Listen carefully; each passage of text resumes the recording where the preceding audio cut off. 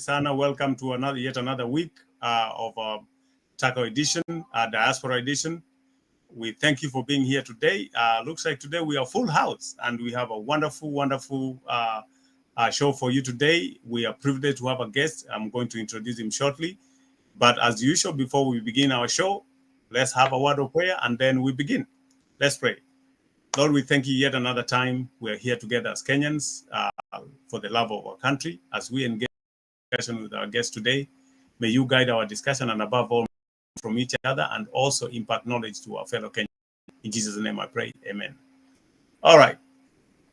Ladies and gentlemen, I'm privileged today and honored to have a very articulate and very vocal senator from Kisii, Honorable Richard Onyonka is with us today. And we are going to engage with him as people from the diaspora on matters pertaining our country and other issues pertaining to us as uniquely to us as diaspora people. We are just simply going to talk about the state of our nation. Where is our country? What's happening in our country? Karibu sana, Bwana Senator. Thank you so much. Thank you for being here. Thank you for honoring our request to be here with us today. And we're looking forward to engage with you. So I will tee off the discussion just to ask you, as you know, a general question and say, what is happening to our country? Do we have a country called Kenya anymore, or do we need to come, as one of the leaders said, we need to come and ask for our shares?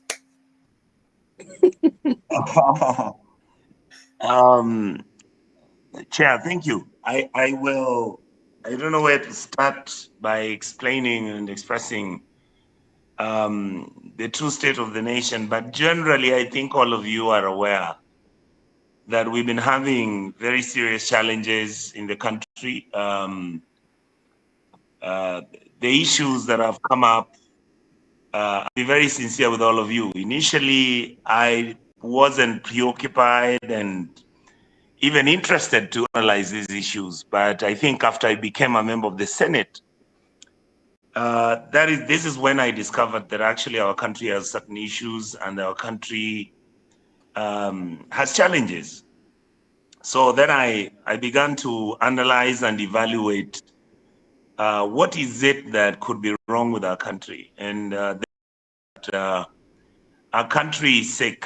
It's sick because we have been careless, we've been neglective, we are, especially the leadership class, that is really what my concentration has been, that we are not seized and determined that the challenges which the country faces, we can sort them out and hopefully have the country move on. The problem that I then began to analyze and understand is that our country is so pathetically corrupt, so dysfunctional and so disorganized, not in a physical, even a visual manner. I began to analyze these things because then I sit in the Senate committees, I sit in the CPAC committee. The CPAC committee is really the committee that analyzes all the books of accounts of each and every county government. We do and look at some of the books of the national government. We look at the state departments. And I realize there's a trend. And the trend is that if somebody has an opportunity to work in government, the job, their responsibility is really not to serve, but to pick out the loot. I mean, this country is not poor. This country has got resources. This country's budget, if you look at it, we are 3.3 trillion shillings, which is tons and tons of money. So I then began to realize that nobody was interested. Everybody was like, you know, the system here, the winner takes it all. If you have the capacity of entrenching and helping all your relatives or your friends, so be it. Those who are vulnerable, those who don't have opportunity, those who are around because it's an accident can either die or be left on the side of the road and you move on. And that is when I said, hey, I think here somebody needs to start talking. And that is how I started raising the issues. And that is how I started talking about the issues we have in the country. Then out of nowhere, then the big scandals came.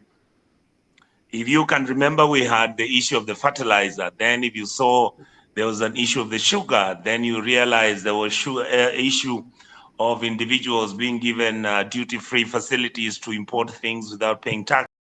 Then you realize the departments of government where there is money, if it's public works, for example, it's one of the filthiest departments in our country because it is the kitty that you're rewarded, that you're given something that is supposed to make you calm down, cool down. You don't challenge the status quo. So it's been a process of discovery on my part, but at the same time, it has been a rude awakening on my part that I said, what is it that can be has every foundation? The setup was okay. What is it that happened that it is so dysfunctional, where everybody else in government and plans basically on how to make money? They are not interested about how to think about the ideology, think about healthcare, think about education, think about availability of water. And this is what pricked me. This is what turned me around. And I was like, you know what? If it means that I'm alone and I'll talk about these things, I will. Then I realized 90% of the population of your political class is compromised, is non-responsive.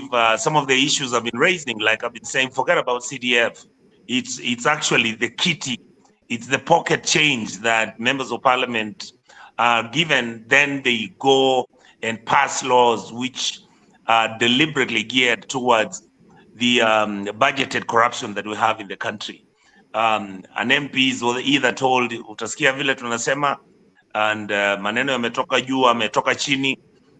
Make sure that you listen to what we are saying. By the way, your CDF was 220 million last year.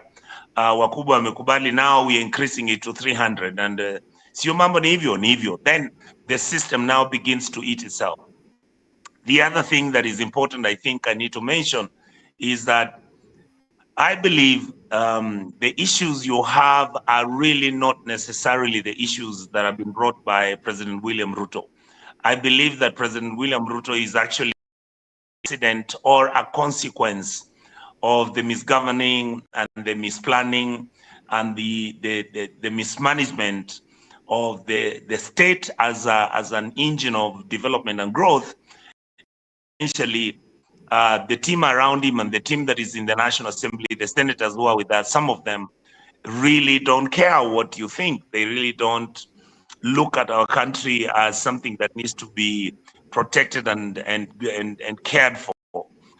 They see it as an opportunity to do business and make money. So that's what we are dealing with, and that's what I've been dealing with. And then you can move on from Adani, you move to how did it happen that our country is literally under state capture? Because take one company, which is a foreign company owned by Indians, and you then give them opportunity to take over your transport sector, to take over your health sector, to take over your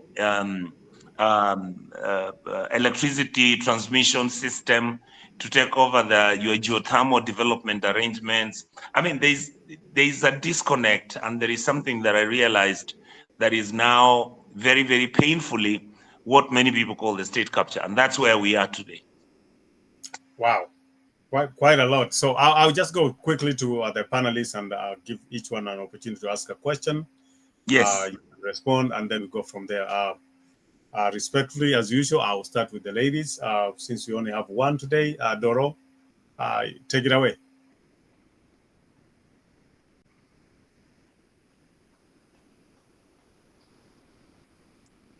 Can you hear me? Yes. Oh, Yes, okay. Okay. Karibu sana, Senator, and to make these short and quick. You muted yourself again. Yes.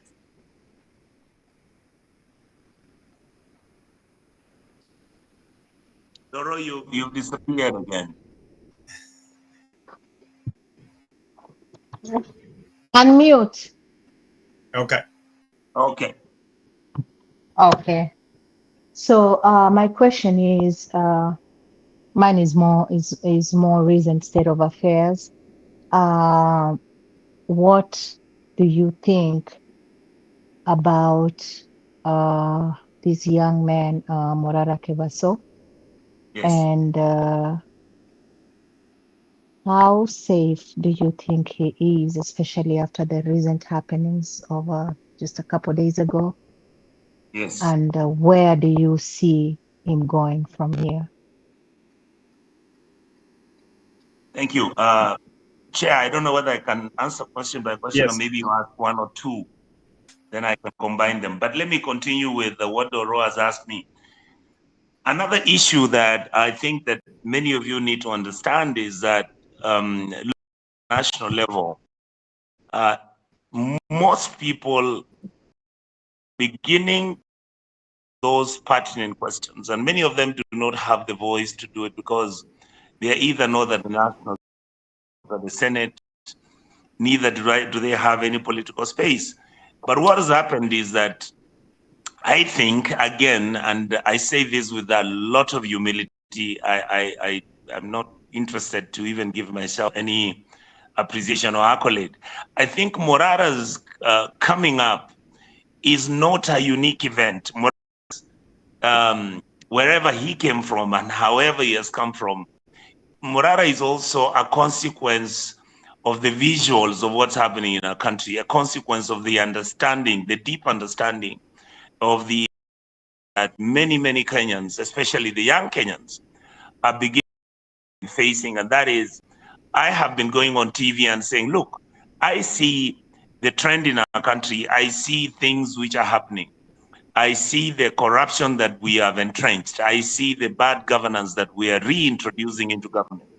The new constitution was never meant to stifle growth and development, or was it meant to give us a carte blanche, a free hand to insult or say anything about anybody, leave alone government?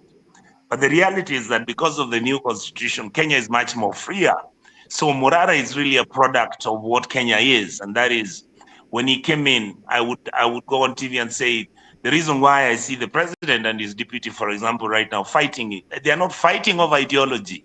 When I hear somebody say that, oh, these guys are fighting because of tribalism or because the Kikuyu community has challenges and has issues, for example, Gachagua this, Gachagua. I said, no, then you are missing the point. The contradictions about our governance is that we are operating under basis and a condition that is designed and is deliberate in such a manner that the fights you see happening now between the presidency are not any fights other than promises which are made every election on how people share state resources, state largesse, employ their friends, tribesmen, and all the systems which were guardrails, which were governing our country in terms of the standardizing, the making sure that we believe in meritocracy, making sure that we develop a country that is free and fair to all of us. I think you guys who live in Australia or even in America, these are very basic, simple things in democracy. So when you look at what Morara has done, indeed, he really made some people extremely uncomfortable. Handling it better, but I don't know. I think when somebody's younger, they are willing to be risk takers, they're willing to be open about it. But has he delivered a message and a dream to Kenyans where he said, or is making Kenyans believe that actually our country is not well? He has succeeded in doing that. Was there a need for anybody to try and arrest him the other day? I told one of my friends, I think somebody must have been really, really stupid because, number one, he's a young man. The issues he's talking about are real. He's not propagandizing. And even if he did, propagandizing is not breaking the law. So why would somebody want to arrest him? In reality, you are popularizing him. And I think the young man has done well. And many other young Kenyans look at him as a next development after were on strike and the Gen Zs were demonstrating some 4 months ago. So Morara is really an extension of the Gen Z arrangement, the Gen Z dream, the view that Kenyan wants a better country. When Morara talks about stadiums that are not working, it is true. In other words, I used to talk about it without giving you the photographs, giving you the clips and the videos. So Morara basically became, yes, a content creator who had a political message and who was willing to come out because of his brevity and his ability to articulate. So he came out and said, you know what, yes, let me now show you how your system is broken. Let me show you how your money is being stolen. Show you how we are misgoverning ourselves. And that is how successful he has become, by simply just narrating the journey. Those who live in America, I know that if you come to Kenya and you sat with somebody who's never even seen videos and clips of the US, and you go to New York and you go to Brooklyn and look at the community, the Black community where they live, and look at the way the Black community has been exposed, and look at the slum areas where they stay, look at how public service and all these challenges, the drug issues, somebody may not actually believe it. And yet you'll see New York City, the Bronx, you'll go to California, you'll go to North Carolina. These are neighborhoods that are clean and good and nobody sees. So what Morara has done is to really open a can of worms for people to say, yes, our country is messed up. Our country has a problem. How do we fix it? And I think for me, that is our next journey from this step where we are to the future. All right. Thank you so much. I think the other issue, whether Morara is safe, I will say I am not sure, but I can assure you, Kenyans are vigilant. And when the young man was being abducted, you should have seen what was happening. There were cars following the police officers who arrested him. We hoped, like me, I immediately said, there is no need to arrest him. And many people did that. And indeed, those in government who are reasonable, I believe all governments has those who are crazy and has those who are reasonable. Those who are reasonable decided that, look, issue alone, let us deal with the challenges that the man is raising instead of looking for him to punish him. And that is what happened. So yes, do we feel safe? Yes and no. Like me, do I feel like my life is in danger? Yes. Have I been, somebody expressed severally to me that you need to be more careful? Yes. Does that act as a deterrence and a stoppage for me not to continue speaking and articulate the issues public? I will not. I am determined. I feel it is my right. I feel it's my job to actually tell Kenyans and serve Kenyans as best as I can.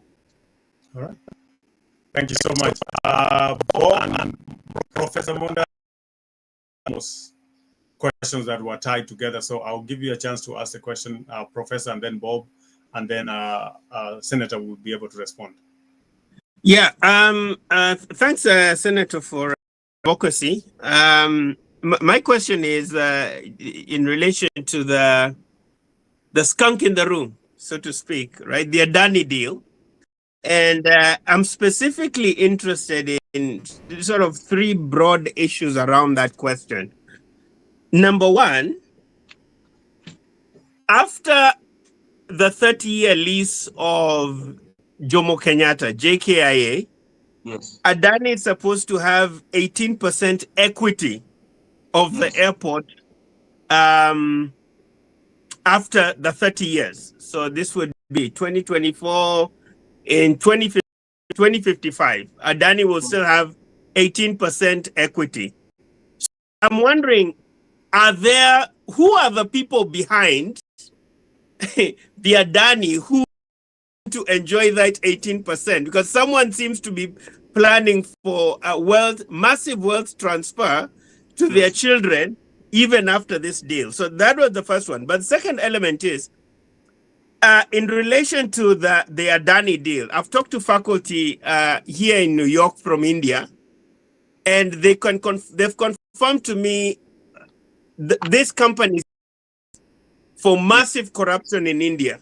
Yes. And the Indian economy Kenyan economy compared to India is relatively small. India is a subcontinent. So if this man Hindenburg Research they wiped out over $150 billion from Adani's portfolio because of corruption. So my question is, it seems this cartel is even more massive than it's a scary, the volume of assets that they have. I guess my point is they have unlimited assets within which to grease, the in Kenya, particularly when you think about the greed. So I think those are initial questions. Have we thought about that 18% after this Adani deal? Is there any way to know who's behind it? And then secondly, if this companies already has a track record corrupt all over the world, whether it's in Australia, in India, why are they getting in record time, in one day, Kenya Airports Authority is approving this deal? Something doesn't smell right. And then lastly, in relation to the Adani deal, how far up does this go? How far up does this go?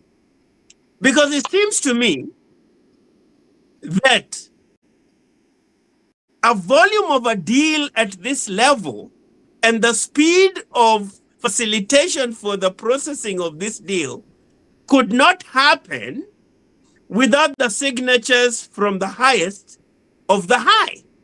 And are these highest of high also part of the shareholding behind Adani? All right, Bob. Okay. I have one more person to ask a question, and I believe they had related questions. Bob, are you available? Okay. Give me a few minutes. Okay. Kindly. All right, Senator, you can go ahead and respond. Yes. I think to a large extent, I want to say this. The story of Adani is as interesting and complex as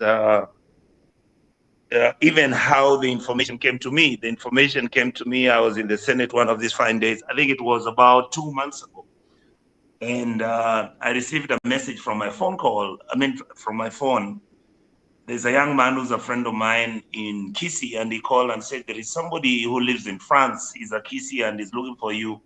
He's a true Kenyan because he's raising some issues. I kind of threw it away. I said, I received those things and there are so many. The young man told me, no, please listen to him. There could be something because the way he has explained to me what's going on, there's a problem. Then to cut the whole story short, the gentleman who was living in France then sent me the data and the information about this Adani thing. Then I was like, what the hell is this? That is you're referring to Nelson Amenya, right?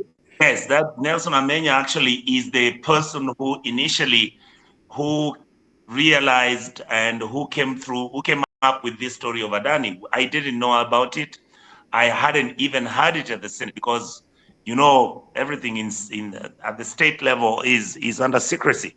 So when that story came is when now I then tried to go to the Senate so that I could for a way. There's a way on how at the Senate we are able to either ask a question, bring a motion, seek for a statement and everything. Then when I tried to bring this issue to the Senate, I realized there was some, like a go-slow. I try and bring this issue, then I find either the clerks are late. In fact, that question, when I was allowed to ask it on the floor of the House, it was after about a month.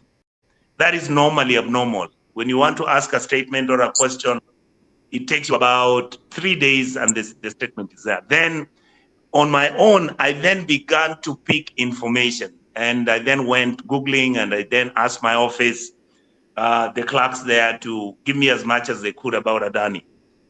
Then I think because of my political experience and knowledge, I then began to touch on 1 or 2 people.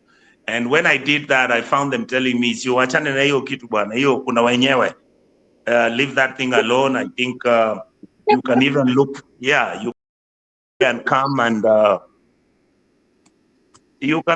we go and talk to the wazes. You know the way you don't have to be lame at the point of Nyonka. I mean, corruption is there.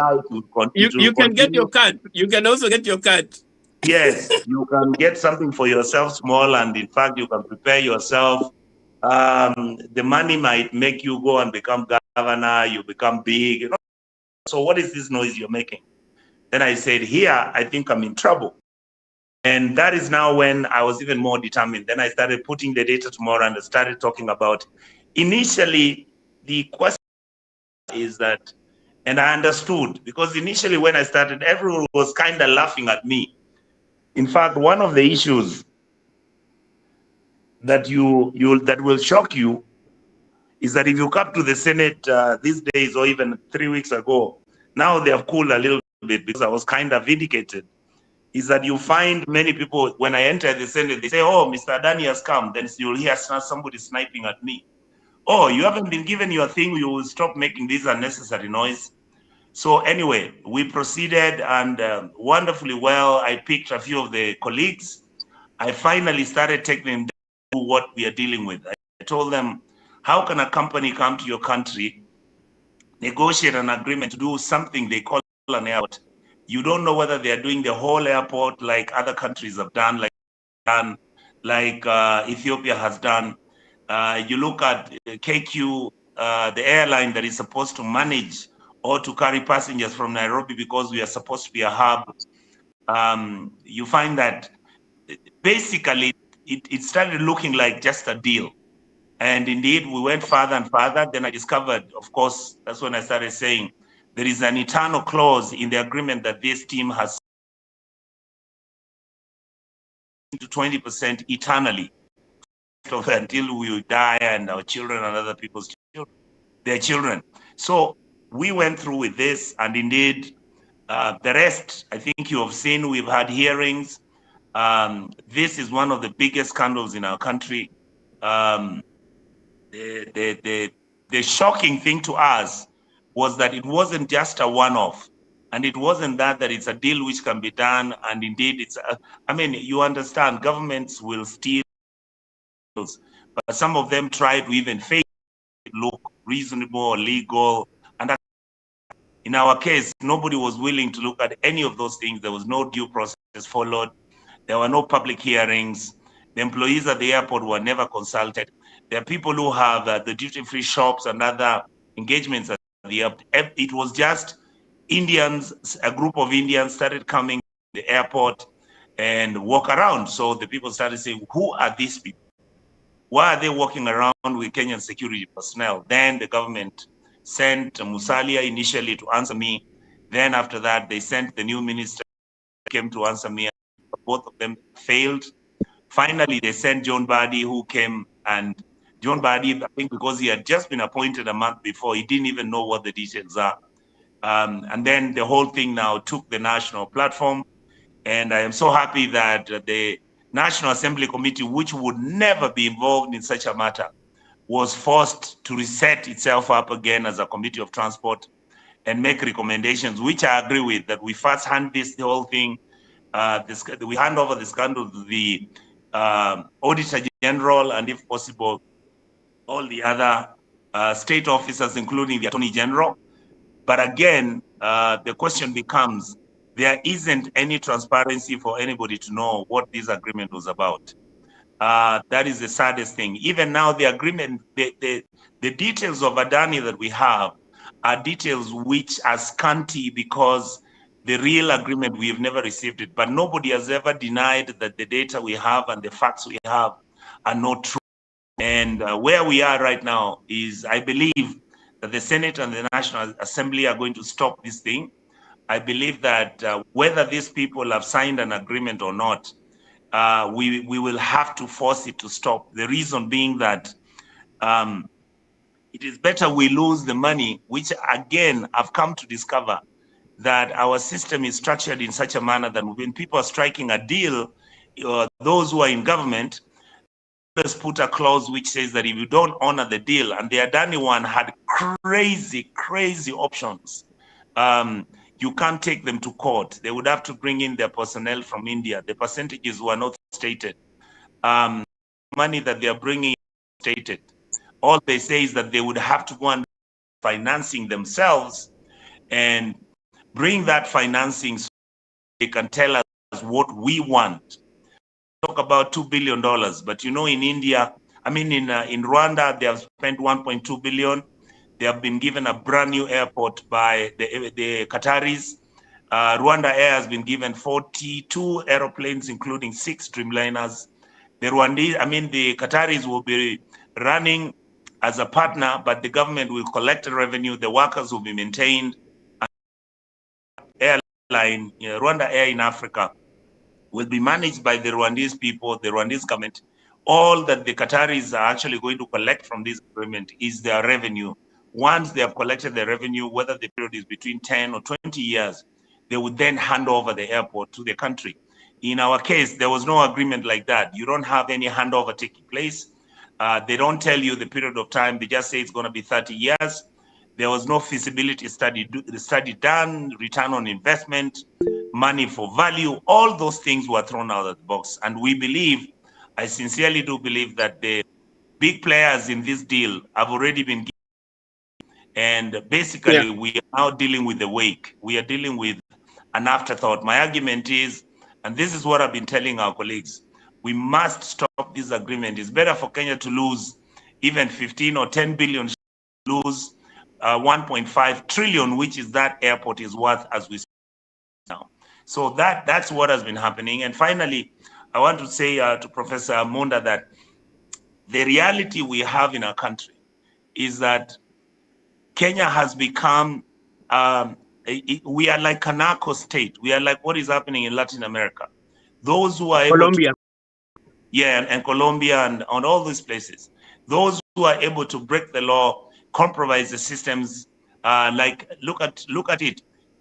Since this story started, there has never been a statement from EACC.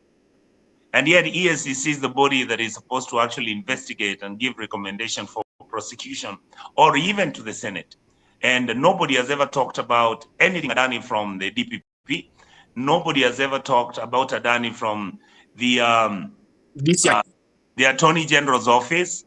In fact, I've been very lucky that I was even able to get information and data, which I didn't publicize because of the legal implication of what I was going to say. Even the Attorney General's office was consulted, and when they said, don't sign that agreement. And information I'm having, that is the reason why Justin Muturi was actually removed from his position as the Attorney General. And that is why you notice he has never said anything about it, or commented about it. In fact, to make matters worse, and I say this with a lot of humility, and not with the permission of Muturi as Attorney General, the reason why his son was abducted at one time, and we have a short memory, was because actually the speaker has never told me this, but I'm told from other quarters that is because he refused to sign the Adani deal. And that is why he was kicked out. And that is why at one time his son was abducted until he intervened, I believe, with the presidency for whoever that was abducting the son to be released. That is the country that you are having now, and that is where we are. Senator, can I make a real quick follow-up, Joel, just 30 seconds. What's happening with the Whistleblowers Protection Bill? It's been on ice for 11 years, and my understanding is the MPs do not want to pass that bill because out of the closet, we're going to have so many more Nelson Amenyas coming up to expose this corruption. So is there any hope that the Whistleblowers Protection Bill will be passed? Because otherwise, even right now, as I'm sure you know, Nelson Amenya is being threatened by powerful forces in Nairobi, in Paris. Thank you. I agree with you, Prof. The truth is that the law has not been passed for that reason that you've given, that I can tell you today, and this is why when I always speak in public, I say this system is so broken. And I pray that people of goodwill, politicians who are with the Senate and some of the National Assembly, some of them have started seeing where we are, that there is a deliberate attempt to emasculate the systems in our country that are supposed to be protective of our bad behavior, whether it's corruption, whether it's bad governance, whether it's human rights violations, all those things. And the reality that I have observed is that it is going to be, I mean, you should see when I am making a comment and saying, why are we giving 70 billion shillings to members of parliament, plus the executive or anybody, I mean, every permanent secretary, everybody who cares to be in government, I mean, who cares to be observant, will realize that the scenario you've been dealing with is that this kind of money, like the 70 billion that is being used to give people bursaries, is actually enough money. If you add on to the budget that we have within the Ministry of Education, which is 32 billion shillings now, that is enough money for us to take kids primary, secondary, university, and they finish their education. We have in our republic, in terms of what we can use for health, is enough money that we could have level 1, level 2, level 3 hospitals to have medicines, to have nurses who are paid to make sure that our poor people are given the services. The reality that you have is that the system is so broken deliberately that bringing the whistleblowers protection bill will automatically do what you've said. Then it will have many Kenyans begin to speak. It will have many Kenyans become whistleblowers. It will make many Kenyans disclose how the system is broken and how it's been manipulated for it to benefit just a few individuals. So I hope that in the process of this, as a way forward, and I believe I would say that as my last talking points, not now, but later when we finish, what we want to do is, I am deliberately picking out aspects of our governance structure which have been broken deliberately for the purpose of essentially just picking and taking the loot, of sharing the loot.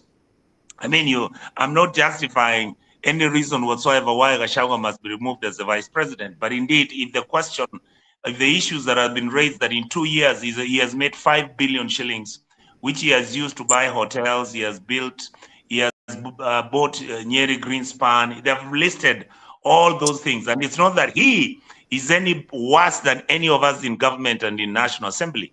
It is just that that is what people have revealed. Can you imagine, out of all the people in government, how many they have stolen from the consolidated fund over the years since the new government came into power? And indeed, the sting did not start President William Ruto's presidency. The stealing started way back, I think even before the Uhuru government came in, even before the Kibaki. The Kibaki system was basically also a consequence of our mismanagement. Remember, we had the clashes in 2007 and 8. Those things, for me, are a deliberate, systematic indicators which show you that the system is broken. The system is broken deliberately so that people can share the state largesse. There's enough resources and money in this country. And right now, all our money being stolen, and some of buying houses in America and in Australia.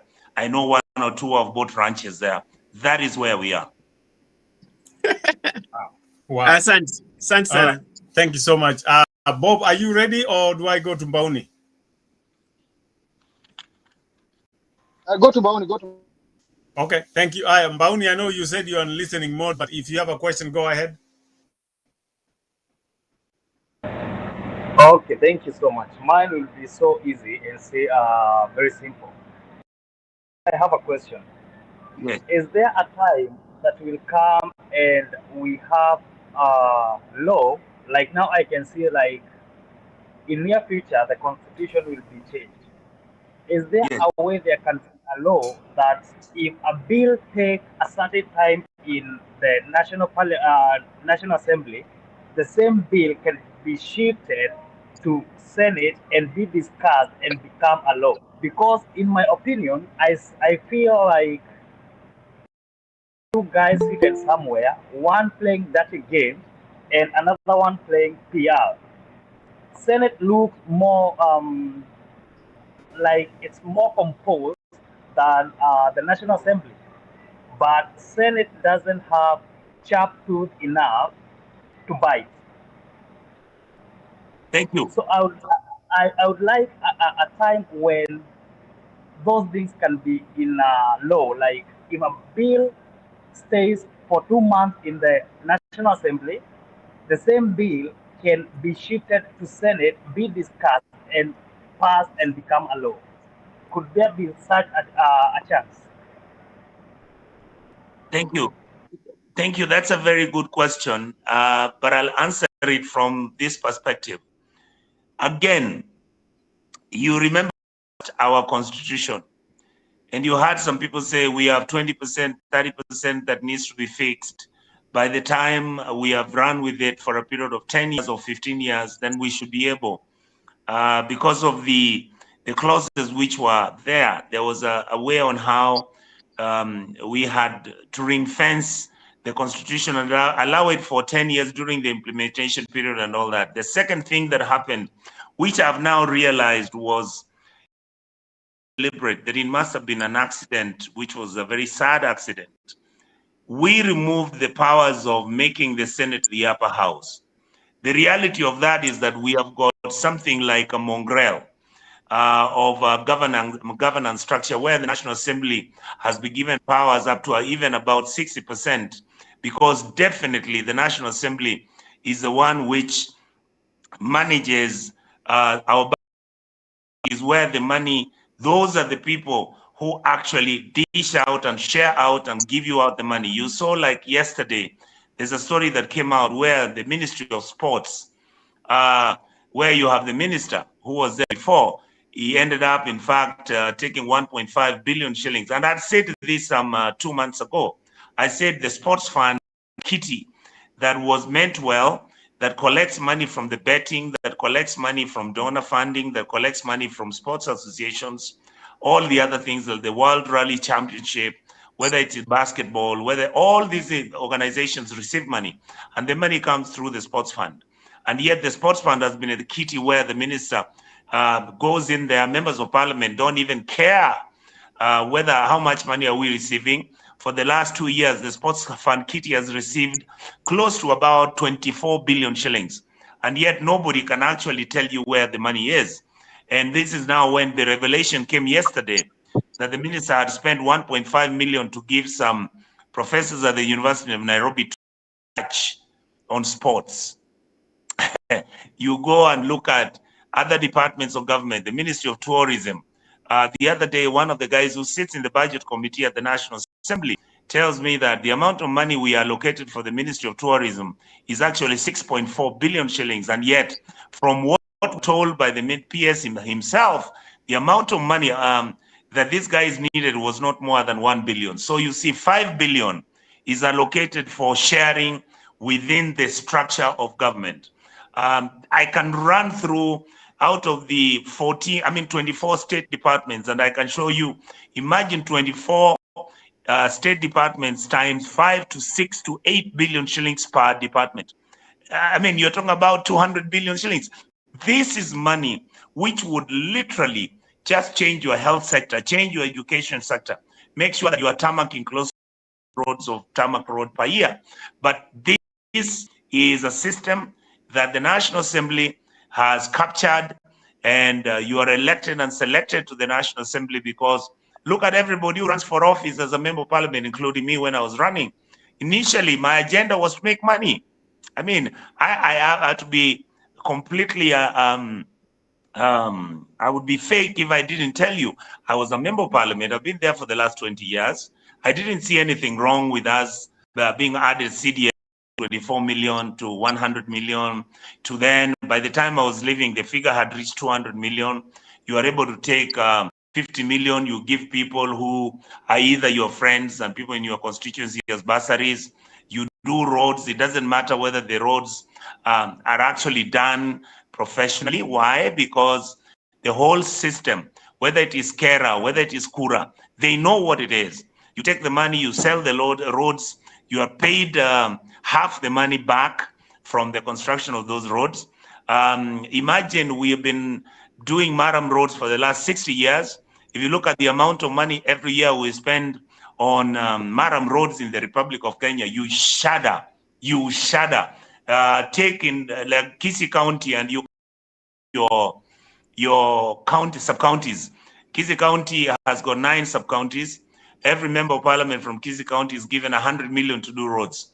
That is 100 million times 9 of those sub-counties. That is 900 million shillings a year.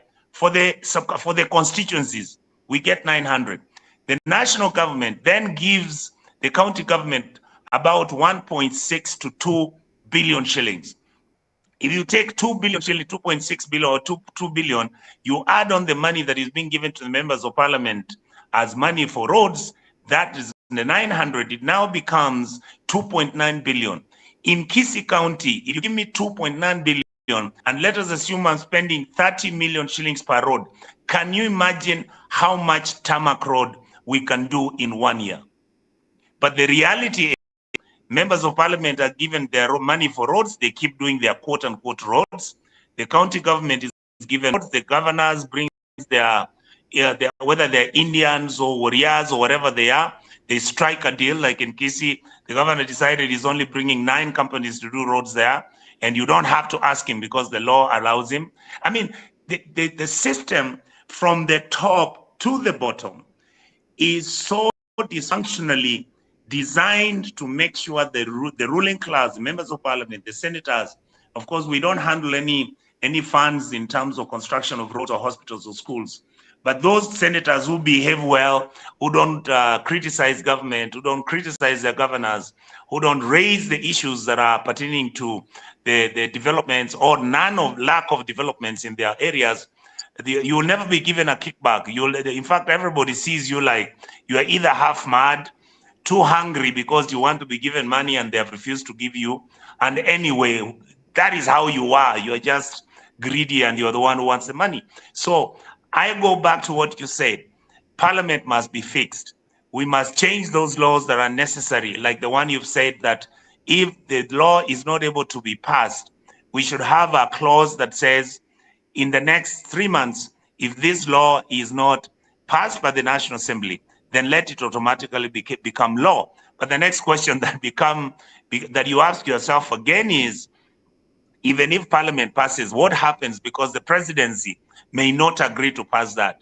So unless you have a president who's willing to change the whole rotten system, who's willing to tackle the issues that we have, I mean, I could sit with all of you here and run through how the system is broken. We don't have records on children in secondary and primary schools.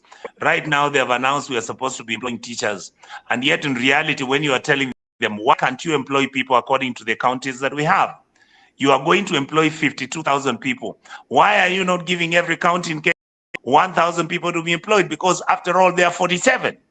So that with maybe 6,000 people, then you give to your relatives if that's what you want. But nobody wants to listen to that. I mean, these issues are so confusing, so depressing, so sad that those who are in office, who have relatives and friends who have capacity and influence, continue to enrich and benefit themselves. And yet those kids who are vulnerable, who are exposed, who are left in cash, nobody is going to pick them up. Even the system we set up that was supposed to use meritocracy and year in, year out. In other words, if you are a teacher and you graduated in 2016, you are the one who should be employed now, not the one who graduated last year. But that was because we want to reward our people now. They're the ones who voted for us last year. Why would I give strangers jobs? Give me those positions, I employ my relative. That is what happens in the army. That is what happens in the police. That is what happens in the teaching fraternity. That is what is happening in nursing. I mean, that is the whole thing that you're handling as a country right now. Wow. So, oh my goodness, this is very depressing. Looks like we don't have a country. We may just need to rename Kenya to open for sale. Let me go to my good friend Mr. here. I know he has some very burning questions. Mr. Go ahead and take it away. I actually don't know if I have questions because I am actually very disturbed by what Senator Onyonka is saying. Senator Onyonka seems to be rendered helpless, even when he carries the authority of oversight, and representation. So if you have that mandate to do that, and yet you're helpless, what about us who have no platform and articulate issues that are governance? But more often, Senator, Yes. all of the political, let me go back to a few things you said. Yes. When you started, you said that 90% of our political class has been compromised. I would like to know which percentage you belong. Out of the 90%, do Yes. you belong to the 10%, or do you belong to a part of the 90%? You have highlighted a few things. You belong. From my quick calculation, the Senate has about 68 members or workers, including the Speaker and those who represent like people with disabilities, and 47 senators. And there are a few things you said, and I went back to look at your profile. I went back to your education background. You joined Kisses School. You went to St. Mary's Yala. Then you went to Nairobi University. Then you proceeded to State University of North Carolina, where you studied Masters in Economics and Public Management. That's colorful. But we, the people who are in diaspora, we are actually more disappointed by our colleagues who have come here, who have seen how good governance has a good impact when exercised. What happens when you get to positions of power? That you quickly forget about the nice streets, security lights that you see that doesn't exist in your counties, Kisii and Nyamira. What happened to the good infrastructure, security that you enjoyed while you were here, that we expected that you didn't need to go for benchmarking because already you were here. In fact, whenever such opportunity comes, you remit that money to go back to do something else because you already benchmarked when you did your master's. And also, you talked about, talking about your responsibility as a senator. You have a job of legislation, oversight, representation. We have seen that in the recent times, you have attempted to exercise your using your position to articulate these issues. What happened? You're a member of good standing for some time now in the corridors of the national parliament, corridors where you have had the authority and privilege to represent issues of governance that surround management, and you have that qualification. What I heard you saying that your own colleagues ridicule you for standing up, and they do name calling and call you angry person who actually is speaking in order to be given or to be heard or to seek attention, to be given a loot. Why isn't the Senate dispensing its obligation as needed? Okay. And do you think, I was doing a study of the leaders that we have in Kenya, especially the political elite class, and most of them went to India to study law, accounting, and many other areas of study, doctors. And now they are the ones who are at the helm of power and administration of our country. Now, do you think, from where I live, I'm in Canada, and I've seen the massive migration of Indians to Canada has caused a lot of poor practices, and never existed before. Many of them migrated here, and now if you move to a city called Brampton and Mississauga, the little Bunchabi, India, where a lot of crime and many other short deals, corruption and many other things happen. Do you think the foundation of our problems lies on the fact that we sent our people to India, who are now at the helm of power in Kenya, that now we inherit poor management, short deals that is in our country? And if so, what can we do?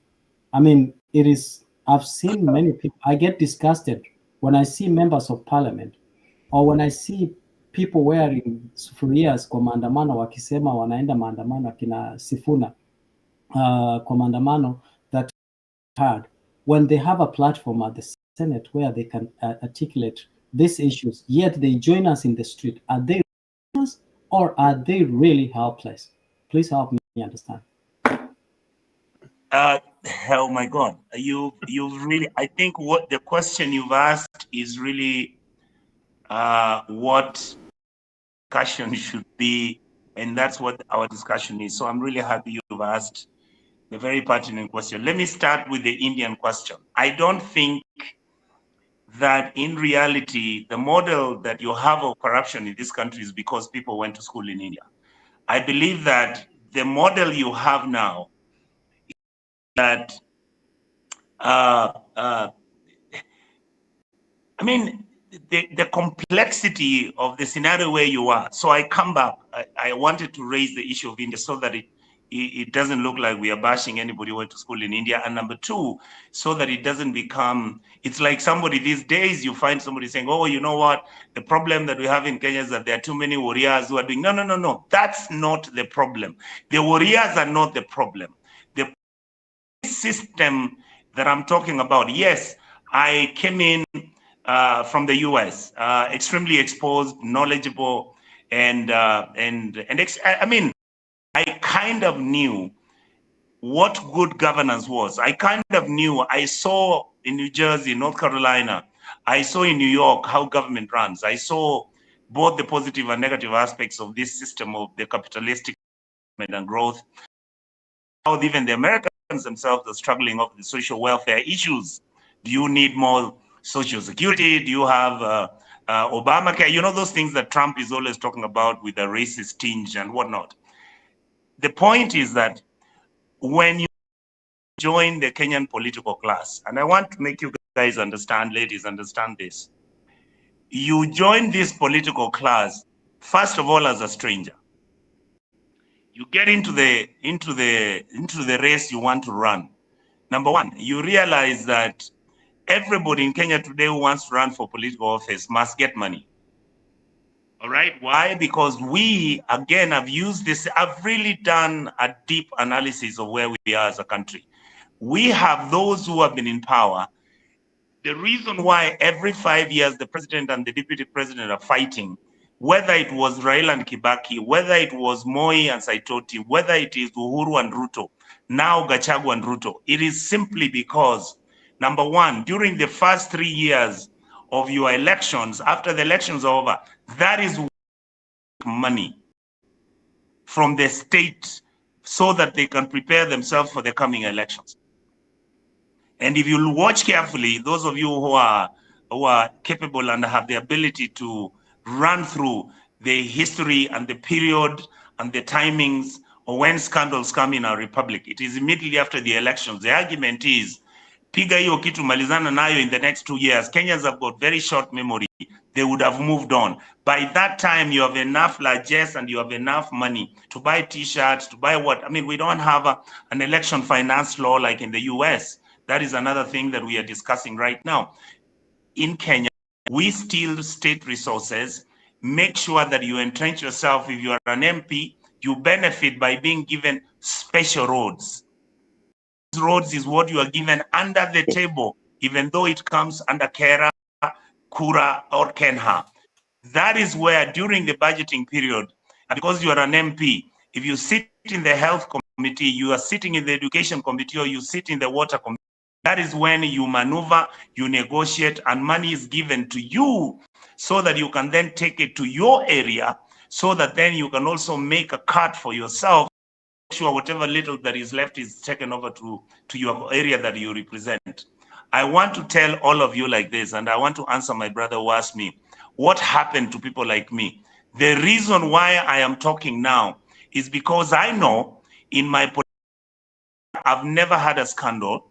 I've never had a scenario where somebody could blackmail me, so that if I start talking the way I'm talking, I would worry, what are these people going to talk about me? I have been so fortunate that I don't have any of that. And that is why I've come out publicly to start talking. Number two, it takes a while before somebody can interrogate and understand a complex system like the one we have now.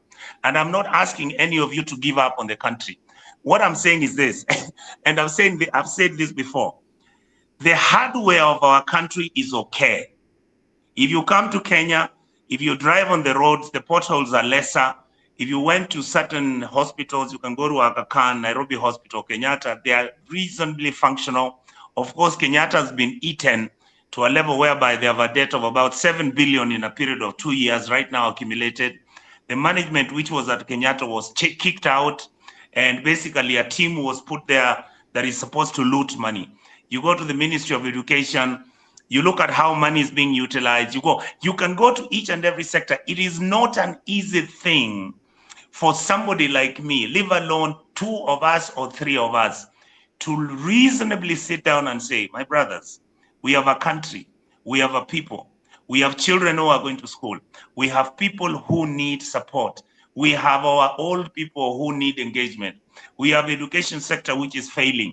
Why did we change the education sector from 844 to CBC? It is simply the same narrative. 844 was not failing. It would just have been improved, and it would have done well. We would have created a tradition of having an education system that is believable, that has run for 30, 40 years with improvement. I believe that we could have actually brought up CBC and incorporated it onto the 844 system without necessarily dismantling the education system. Why do we dismantle the education system? So that then you can go and do more classrooms, then you can allocate money to the political class. They're the ones who are building the TVETs. They've got their own companies that are doing these jobs. Then you bring a system whereby no books are available. The same people starting the education system are the ones who are now beginning to print books. They're the ones who have the companies that make print books to supply to the schools in the whole of Kenya. Printing of books takes something like 45 billion shillings. And yet we have a government printer which can print books. We can even have 5 government printers where we can even buy 3 of those at 2 billion each, and we will print books for all our schools in Kenya. We have taken the capitalistic model, used it to make money for ourselves in the ruling class, deliberately to entrench ourselves. So I will tell all of you here today, what I am doing is not easy. It is one of the most difficult things I have ever done in my life. First of all, take the position and say, I am not saying I'm an angel. I've participated in corruption. How many times have I given a police officer 2,000 to let me go because I'm overspeeding? How many times has somebody broken a law within my neighborhood? They call me Mheshimiwa, nani alifanya shida, lakini unajua ni supporter yetu. Please remove him out, get him out of the cells. How many times have I participated in a deal? Most probably I did once or twice. And yet in reality, my person, my soul searching, enabled me to begin asking myself the deep questions. What is my responsibility as an MP? What is my responsibility as a senator? What is my responsibility as a Kenyan? And I can tell you, yes, there are people who have fought for the demonstrations. They have carried sufurias like Sifuna. I can tell you, there is nothing that is difficult for Sifuna, for him to maneuver, to raise questions about how government is mishandling and mismanaging itself. And yet in reality, you see where we are. This is the other point I wanted to raise. Look at what we have done at the ODM side. We have now joined government. Who is supposed to be oversight in government? It is we who are the senators of ODM and members of parliament of ODM. And yet, what is the reality we have right now? You must say how the government is okay. Why? Because we have joined this, I call it the bread-based government or broad-based government. Why? Even when the broad-based government arrangement is taking place, I can tell you today, and I'm in ODM, the same dirty habits that are the dirty habits that you have in ODM are the same dirty habits that you have in UDA. They're the same dirty habits you had in Jubilee. They're the same dirty habits you had in Kanu. So my reality is, yes, it is a very complex issue. I should have started talking about these issues maybe 10 years ago. I had not comprehensively understood why over and over, we have the same challenges over and over. When drought comes or rains come, we make the noise, people go out there, you see people wearing hard helmets and kofias and yellow things. They walk out and say, Vile mvua imenyesha, hii daraja, we are going to make sure that it's done. And lo and behold, go under that statement and find out what are they doing. They have allocated money for floods, of course, but you will find that the money for floods is only 20 or 30% that goes into management of the flood crisis. The rest of it is shared and life moves on. And if you continue talking about the corruption, if you're not careful, they will then put the stories out there, how you yourself have been doing this and that. I'm so lucky because I don't have any story like that. Because when I became member of parliament, I made sure I maintained a dignity and level of management on affairs of my constituency and at the national level, that I'm actually able to courageously speak about corruption without anybody saying, and you, didn't you do this, didn't you do that and do that? Should Kenyans give up because I'm giving the narrative? I'm telling you what I am saying right now, because I want you to know that the problem we have in our country is much bigger. It is much weightier than Onyonka and Morara and Maraga and Martha Karua talking about it. Go and look and see what Martha Karua has been saying, leave alone her time when she was in the presidency. Look at the things Raila used to say. My conviction is Raila talked about these things to the point where he realized it was impossible for him to change much. How I wish at that time he had started talking to individuals in politics like me and others, so that people had begin to understand that, gentlemen, can we believe that we are going to be people of good governance who are fighting the other side, which wants corruption and everything? And this is the feeling that many of us are beginning to have now, that coming the next dispensation, God willing, we get to the next elections. I think what is most important is to have two political parties or three, where one party must say, I'm going to run, I'll not be corrupt, I intend to serve the public with diligence. If anybody finds me having participated in any events of corruption, I don't even have to be summoned by ESCC. I step down so that we can have individuals who are willing to support, like yourselves who are in the diaspora, who understand what these issues are all about, and so that the politicians who are coming on board then can begin to understand that we must have one side which stands for fairness, equity, justice, good governance, and no corruption, and one side that is going to do that, so that whichever law we are going to bring, we begin to tighten and close the loopholes which have made our software. The hardware is okay, the roads are fine, hospitals, you might find a doctor there once in a while, you will find some things which are okay, and you'll be like, okay, on a scale of 1 to 10, we are at 5 or 6. The point I want to finally make is our problem is that the software of our country is messed up. The financial systems, you've had, I could run for 9 hours. The IFMI system, which is supposed to protect how government withdraws money from the consolidated fund and it go to government departments.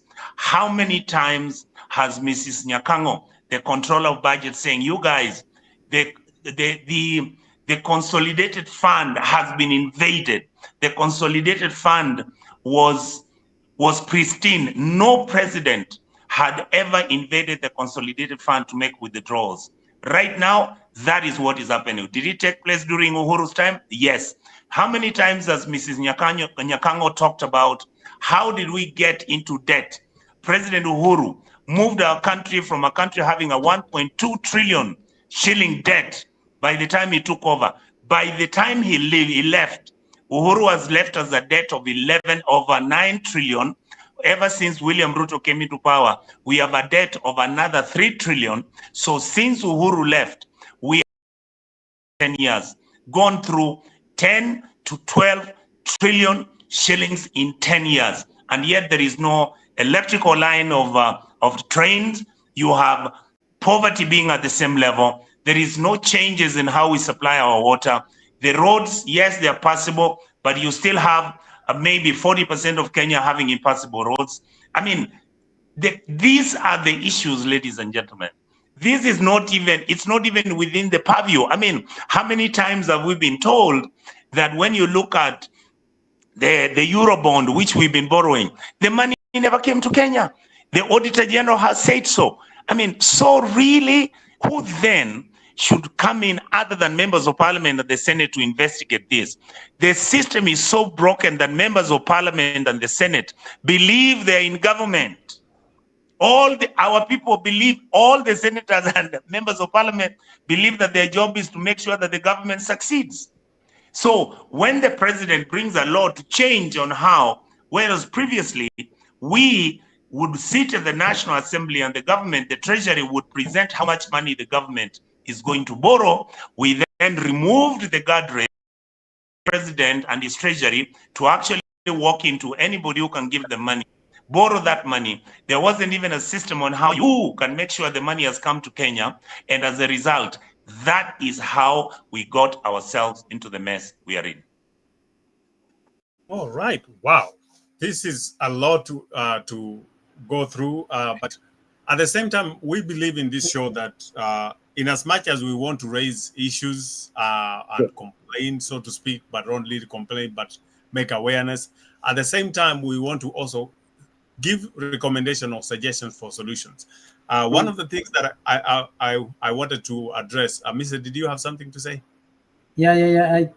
I just wanted to know which percentage it belongs to. Oh, okay. Probably forgot that. I know it's gonna answer when you're done.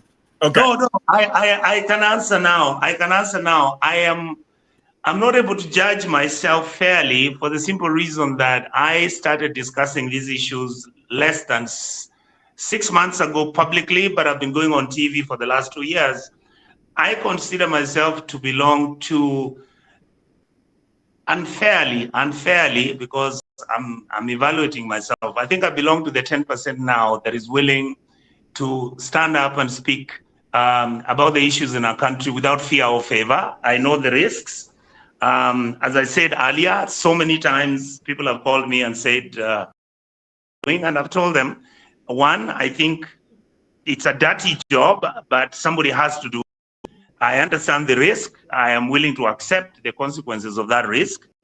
And there are a few members of the Senate, members of the National Assembly, who are willing to discuss this issue, that are crossing over to where we are. Where I am today, it doesn't matter whether somebody gives me money or not. I'm not intending to be bribed. I would have been bribed by now. I'm not asking any favors from the state. I believe the salary I earn is actually enough.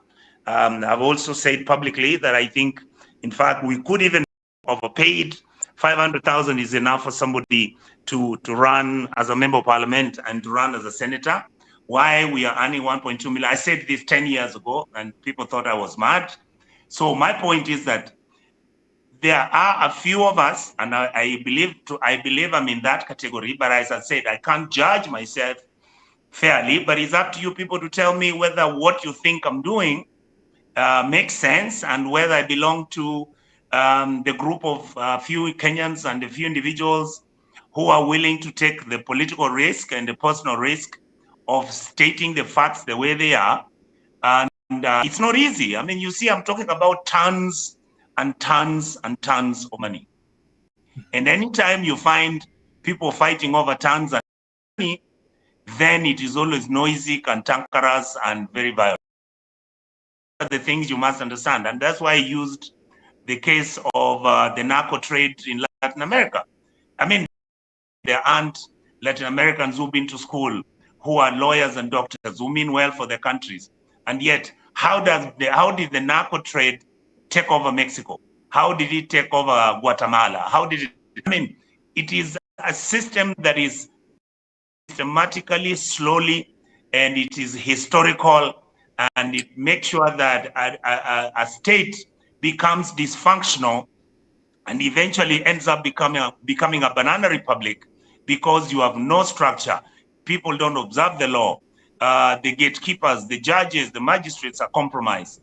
Members of parliament who are supposed to pass laws, they are compromised. That is the scenario where you are. Does it mean that it's so desperate and so pitiful that nothing can be done? No, I can tell you, ever since the Adani thing came in, ever since I started talking about the sugar and the cooking oil sagas with Moses Kuria, my friend, and other people, people are more careful, people are more cautious, and people are aware that we are now watching. So in a way, public awareness has increased about these issues. I thank the young man in France. I thank Morara. I thank there are other many. Oh God, there are so many Kenyans who are discussing the same issue we are discussing this morning. And I can tell you, they are not going to stop. We believe, and I believe this, Kenya can be a country that has got resources that are managed, that will adopt meritocracy, that will dismiss and discard mediocrity. We are capable because we are well educated and we know what is good and what works. And unfortunately, we didn't come in earlier. Some of us have been complacent and even participated in making sure that this system becomes dysfunctional. Is it time for us to then get up and say, no, enough is enough? My argument is yes. And my argument, like Kamala says, there's no going back. There's no turning back now. We have to go. We have to keep pushing. It may not be done by me or by the other 20 or so people who are discussing this now. It is going to be generational. And that is where what you see or what you saw happening with the Gen Zs, that is exactly why the Gen Zs did what they did. They got to a point and realized that they are actually headed for the dead end. You go to school, you finish, you graduate, you come home, your parents have taken you to school, you finished everything. No government policy on social security and taking care of your interests. You are basically unemployed. You are a first class or second class student who has got a B plus or an A, who is supposed to go to graduate school. You can't get money for anybody to take you to graduate school. Why? Because you come from a poor family. Meritocracy doesn't matter. The children of the rich and children of the exposed and the politicians, they go to the best schools, best universities. When they fall sick, best hospitals. That's where we are. All right. So let me shift this discussion a little bit to what I would call probably recommendation or suggestions. One of the things that really bothers me is recently you are featured prominently in various news organizations and online when you are talking with the ESCC group and you are raising questions. One of the things that I really wanted to understand, and also maybe you can ask this question on behalf of myself or behalf of this group. A good example is the former governor, I'm forgetting his name. He was accused of stealing 2 billion, and then he was fined 200 million, which essentially is... It was Obado. Yeah, Obado, yes. Which essentially is equivalent to 10%, which is, I jokingly said, he only returned a tithe to the government from the money that he stole. Can you ask the ESCC that say they have never been brought a case that they can prosecute, why did they allow this guy to pay? I will understand if they say return the 2 billion and on top of that you need to pay a fine of 200 million. Then that would be fair to our to the Kenyan to the country and the citizens and the people of where Governor Obado was leading, because that's their money that was stolen. Can we get a law that actually penalizes and punishes people who steal public funds? And one other thing, we stop calling it corruption because we are actually dressing it as people say, putting lipstick on a pig. Can we call it what it is, theft of public funds, so that people understand theft? When you say corruption, they see corruption as a good thing because wanasema unakula mali unafanya. But when you call it theft of public funds, maybe that will change the narrative and will change the perspective of Kenyans to see that actually somebody is taking something away from me and I need to speak up. The second thing, or the other recommendation I would like you, and this is just specific to ESCC. A few weeks, I think about 2 weeks now, I wish Alfred was here so that he can speak on this. We know that the governor for Nandi supposedly fired, was it 18,000 ghost workers or 1,800 ghost workers? My question is, I haven't seen ESCC saying, hey, who are these people who are employed, who are getting paid, and who are not actually working? Who are these people? Where is this money? There was an instant, if I read the report correctly, one gentleman who actually was paid, I believe 3 times. He used essentially the same name, but just changed the order of the names and getting paid. Yes. What is the role of the ESCC? Can we get the ESCC actually act? They don't necessarily have to sit, because then if you are sitting to be brought a case, what is the purpose of having ESCC? Then we can take the case directly to the DPP or the police and then get these people prosecuted. Can you challenge the ESCC on behalf of Kenyans to say, matters are mentioned in public, you have a duty to follow up and actually investigate and give a report to the Kenyans? That is one of the recommendations that I have. And also the issue of if you can raise it as a motion or the way you can have it phrased so that this word corruption can be taken out of our discourse and statements, and everybody should start calling it what it is: theft of public funds. That is my recommendation, and I hope that will be taken up. And I will go to back to the panel, and I see Professor has his hand raised up. Professor, do you have any recommendation or solution that you want to provide to the Senator today? Yes. Yes. Go ahead. Oh, Joel, are you giving me the floor? Can I speak? Yes. Yeah. I guess. Thank you so much. The challenge with our country, Senator, a lot of us diasporans, we ran here during the Moi era to escape some really repressive environments. I'm sure that's when you're going back to Kenya. But a lot of us, some of our university colleagues were being kidnapped in the Moi era. In those days, when you were kidnapped, you never showed up again. You just disappeared. No one ever heard of you again. So a lot of diasporans on this forum, Senator, they're looking in the next 10, 20 years, 30 years, maybe less. They're looking to retire in Kenya, and the frustration is they're terrified with the kind of country they'll find from the nightmares that they left when they left Kenya to come here. So I'm going to make this really short. We're trying to be positive and look for solutions. Part of our big challenge, we remember with removing Moi in 2002, was the fragmentation of the opposition.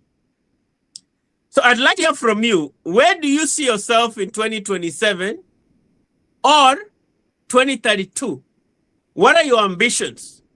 Be honest with us, as Richard Onyonka. Yes. Are you aspiring to governor, to president? And I say that from this context.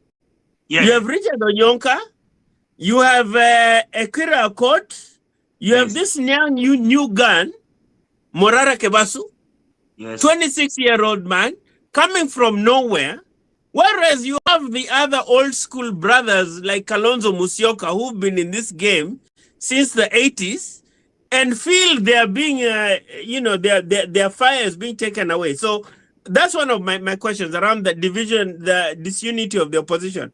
What's your take on that? And then to the question of political behavior, right? Structured, Senator, within the context of solutions. We have had, in my opinion, one of the most rapaciously tribal deputy presidents in the history of Kenya.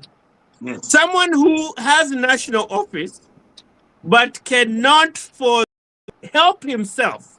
Every statement to keep reinforcing the fact of where he's from, of his tribal or ethnic affiliation. So my question is, second part of that question is, this question of the political behavior and what Morara is trying to change to show Kenyans that this issue of, Mtuwetu has got to die, right? Yes. So is it going to take a crack in the Mulima so that the rest of the country stops coalescing into these ethnic formations? Because this is something that happened at independence with Jomo. When Jomo was a Pan-Africanist, but when he came to lead Kenya, he really got into a very ethnic cocoon, and that took the country in a very bad place. And then last but not least, real quick, Mr. Chairman, in terms of reform, Senator, do you think we should go back to about 8 or 10 counties that are fiscally able to sustain themselves, rather than the 47 ethnic cocoons that we call counties, that 90% of them are even not self-sustaining? Should we really rethink this model, one of our counties, and two, of the over-representation of Kenyans within our legislative arms? We have so many nominated people there who are doing nothing, so many women's reps who are there because they offered after-night favors to whoever's nominating them. And it's just a big mess, like you said. The system is rotten. So those three levels address that. Number one, division of the opposition. What are your ambitions in the next 5 years, in the next 10 years? Secondly, what are we thinking about political behavior? And then thirdly, how do we reform our county system? Okay. All right, guys. Just to let you know, the senator has very limited time. I think we're all out of time. We're actually out of his time, so he needs to wind up. Yeah. So if you have any questions or recommendation, 30 seconds, and then we can leave. Yes. Thank you so much. I was just going to make a suggestion that, Doro, maybe next time, if you have an engagement again, we can then begin to discuss what can be done. But let me analyze what Professor has said. Number one, to be very honest with you, if I sit here and tell you what I'm thinking about in terms of my political trajectory from where I am, I would lie to you. Number one, I'm extremely comfortable being a senator, because it has made me understand this country better than I would ever have imagined. The Senate has enabled me to engage, get into the books, begin to study the reality of our financials, the reality of our equity as a country, the reality of our administration and governance. I feel that to a large extent, it is the Kenyan people who will determine as which sort of leaders they want. If I have a role level, I think I have the capacity and capability to do it. I am happy that the people of Kisii County gave me this opportunity to be a senator. I have said frequently that the problems that you have in Kisii initially, when the elections were over 2 years ago and we started managing the affairs of the county government, for example, in Kisii, the same challenges you have in Kisii are the same ones that you have at the national level. The governor comes in, he employs his relatives. For the last 2 years, Kisii County has never had any expenditure on development. We have received about 25 billion shillings a year. Our absorption as a county has been at 3%, 4%, 5%. Imagine you have an absorption capacity of using state resources at 5%. The wonderful thing is that the money is always kept in what is called the county revenue account, so it never goes back to the national government. You have the hospitals in Kisii having no medicines. Why? Because you have cartels who are running the show. They supply the medicines. You have a hospital that is dirty, that is not clean. Many of you who come from Kisii, you remember the hospital was done by the Japanese. I mean, I can run through all those things. My point is, and yet I am not trying to say that, therefore, if the governor is not doing this, then I need to get him out so that I can do it. No, my argument is, can we begin to elect and nominate people of good faith, on with their histories, who are going to stand up, and the expectation of the public, including yourselves in the diaspora, is that you expect these people to be change agents. I believe then that Auko Court, Murara, many other people who have come in will, at some point, we are going to converge. At some point, we are, even when, as you've raised, people like Sifuna, even when my brother, who we call my crazy brother, Cherargei, will stand up and talk about, we are messing this way, or Aaron Cheruyot, who has actually publicly said that I think we may part and parcel of the problem why our country is the way it is. I believe that there are certain Kenyans who are going in the next elections, are going to move on with teams of individuals who are of like mind and people who mean well, people who want to change the country. I don't think that I know you are being very polite in asking me, do you want to run for president or not? My argument is when the time comes and we reach there, and if I find that people feel that I can be president, I'll be very, very happy to do that. Why? Because I think even without me winning, my capacity now is that I am able to speak and tell this is actually where we are. I believe I've been very, very successful. I believe that I've been lucky enough, and I'm not to look like I'm trying to tell Kenyans, oh, I'm the greatest, I can be president, you know, take me now, President William Ruto is useless. No, that's not where I am. The country deserves better. We can work and make sure we give our country what it deserves. Do we need the structures that we have right now? Some of them, no. I agree with you. I am very comfortable if we go back to the old provinces, which were 8. Spending our money the way we should? Absolutely not. Why? The system is designed for the money to be stolen. Is the money being stolen from the county governments, from the wards? Look at the way how members of the county assembly behave. I have said it before, and I'm comfortable to say it, even though my colleagues in the National Assembly would want to. We're having 10 members of parliament from Kisii. One member would handle that. I mean, we have one governor. We can actually have the deputy governor can actually deliberately be the women rep, who, if on the following, actually a man who's a deputy, so long as the woman is the governor. I mean, there are things we can discuss as a country and agree how to fix the country. My problem is we don't have the critical mass of individuals who are willing to say, let's fix this, let's fix that, let's fix that. And that's where now I come in, you people in the diaspora. The situation is not helpless. It is not hopeless. The situation is sad and painful. And yet in reality, I see light at the end of the tunnel. I see many political leaders are coming out and they're talking about our challenges. Many Kenyans have discussed the Adani deal. Many Kenyans have looked at the corruption. Many Kenyans are looking at the way members of parliament are buying helicopters.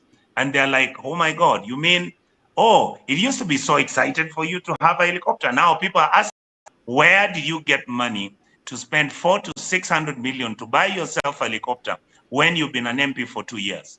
Where did you get that? Give us the miracle. You don't have a factory. You are not selling anything.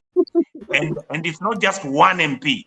I've raised the issue. You remember when I gave my speech, I said, look at the number of vehicles that you find one member of the National Assembly or a Senate has got a Prado, and he has got 2 Prados that are escorting him ahead. You look at some members you go to their compound and somebody has 18 Land Cruiser VXs. What craziness is that? People realize that there was no cause and effect. I come back to ESCC. ESCC is moribund. You saw the clip where I was telling the deputy to the head of ESCC. He was trying to say that my job is, I keep saying how ESCC is a bad name and everything. Until when I asked him, I said, do you remember 3-4 different letters on different topics on corruption in Kisii? And you have never answered even one of them. And I'm a senator. And that is my job. My job is to tell EACC whether the presidency is stealing money, whether the Senate is, the National Assembly. You remember I've asked this. How can we be only 700 people at the National Assembly, at the in the whole of Parliament, which is the Senate and the National Assembly? If you leave the member of Parliament and the senators, they're about 500. Add the clerks and the personnel that we are having at the National Assembly, you're talking about, we are at least, okay, let me say about 800 people. How can 800 people spend 36 billion shillings a year? People, basically, all we do, even when we come to the US, you see what we do. You guys see what members come. When last year, members of the Women Caucus of the women governors came to New York, a friend of mine who's a taxi driver there called me and said, boss, I have driven some people here. I've never seen somebody shop at Louis Vuitton, at Kalkani, at, you know, all those things. And the guy told me, the lady, because of legal issues, her name, the lady told me, hey, spent 1.2 million US dollars. Some of the clothes that she's buying, she couldn't carry. And the bags and the shoes, they have to be put on DHL. How is that normal? I mean, these are the, I'm saying, you guys, because you've been to school in the diaspora, you are exposed to those issues. You see this thing being so basic and so logical. Why is the law not being followed? There is no law. There is no EACC. DPP has been weaponized. If I continue with what I'm doing, soon I expect somebody to say some crazy thing and they take me to court and just for me to shut up. But it can be changed. This country can change. People can talk. I have no agenda of overthrowing the government. My agenda is to raise issues about the misgovernance in our country, to make sure that if need be, the presidency can sit and interrogate what we are saying and try and change that. Look at what we did with SHIF. 1 year ago, when this thing came up, I said, look at this SHIF nonsense. National Health Insurance Fund was functioning well. It did not have any problems. The money was being stolen from the health facilities by people opening briefcase hospitals, and have money being peddled through those hospitals, and yet they are not treating any patients. That is something that could have been done and stopped, and the system could have continued. What have we done? We've introduced a system where the government wants this system to benefit the players in government, where we will be spending 1.1 billion shillings, not to provide health services, but to run a system, a financial system that will run the new thing they call SHIF every year for the next 10 years. How can that be normal? And then, if I come to the issue of Gachagua, Gachagua is a product and a consequence. This broken down system, you know his history, he was a Moi boy, came into government, became Uhuru's PA, became a multi-billionaire. Him and his companies are the ones which have been supplying equipment under what is called the meds system, where hospitals to receive materials, to receive whatever, CAT scans, every county was told to pay 3-4 billion, multiply times the 47 counties you're talking about, the amount of money that was made for the supply of that equipment was something like 160 billion shillings. That is what the kind of money people use or take from government. Some of the equipment that was supplied to some of those hospitals were not needed. Some of the equipment and the materials which were supplied to the hospitals were outdated. Some of them have never been used, but they are packed in. The governors were forced to sign agreements with the guys who are supplying those equipment till today. Then, because they signed the agreement, these governors and their counties now must continue paying a company which nobody knows that is supposed to be repairing and maintaining these equipment, which already is obsolete. So I'm saying, gentlemen and ladies, the issue is so complex and so intertwined. It needs very solid, very individuals and a lot of support with intelligence and information from people like you from the diaspora, so that we can then start to unwind and unravel the corruption structures which exist for the country then to start moving forward. For me, the control of budget, Madam Nancy Karuku, fantastic woman. She has incredibly done our country proud, because she's among the few in government who've been saying, you people are stealing too much. Madam Nyakango, control of budget, she has been stopping the pilfering of money from the safe, because the consolidated fund is like the central bank where all state money is deposited. Madam Nyakango has been saying, can't we have a financial system on a template which runs all our financials from the private capacity, public institutions, so that you know what goes in, what comes out, who gets paid, where the money goes, and yet nobody wants to do that. Can the Senate and the National Assembly do that? Yes. Are we going to do it? We will continue fighting to make sure that we change Kenya. And I want to tell all of you, as much as I sound like an alarmist and I sound like everything is going crazy, our country is still beautiful. We are still running. Kenyans are still struggling. And yet I think it's not as desperate and as despicable as it is, because for me, the hope and the challenge is that Kenyans now want the country to change. And there's no turning back. You can kill Morara, somebody can kill me, you can kill whoever you want. Kenyans, the genie has gotten out of the box. We must fix this country because it's in a mess. All right. Senator Onyonka. Yes. I have one recommendation that I'm going to ask you to take to Parliament. Yes. You know, I was looking the national values and principles of governance. Yes. You know, and you at the Senate has the jurisdiction over this matter of making sure you and allocate resources to the counties. So you look at the welfare of the counties, yet the counties still, and they're not answerable to you. This is interesting. But again, you said before that it is an in-house job and becomes difficult. But here's I have two issues that I'm going to leave for you. One, please, when you have the platform, we would like to legalize corruption. Okay? Uh-huh. We would like to legalize corruption and make sure that we make it competitive, because that's what it is right now. May the best thief win, but only on one condition, that we create whoever wins, whoever loots and whoever misappropriates public funds, creates employment within the Republic of Kenya, so that money circulates, so that we make sure that it is you, Gachagua, who has stolen our money. It's okay. We don't have our problem with you.